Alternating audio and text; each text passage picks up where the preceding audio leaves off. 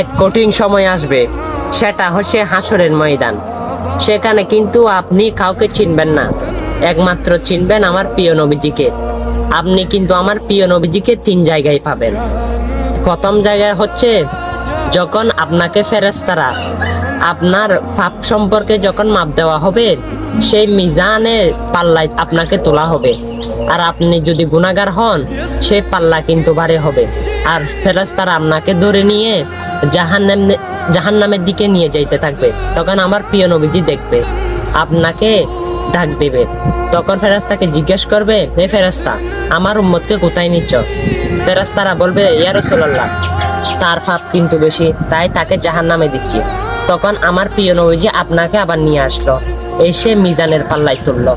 আমার প্রিয় নবীজির আঙ্গুলটা আপনার পাল্লার মধ্যে দিল, আপনার নেকির পাল্লা ভারী হয়ে গেল। হ্যাঁ, সে মুসিবতের সময় একমাত্র আমার প্রিয় নবীজিকে পাবেন। আর সেই নবীজির হাদিসগুলো বাণীগুলো মানুষের কাছে পৌঁছাবেন, অবশ্যই সেই নবীর সুপারিশ আপনিও পাবেন। আর অবশ্যই মুসলমান হলে প্রতিদিন বাজে ভিডিও অনেক শেয়ার করেন, এটা শেয়ার করে দিবেন। আমিন।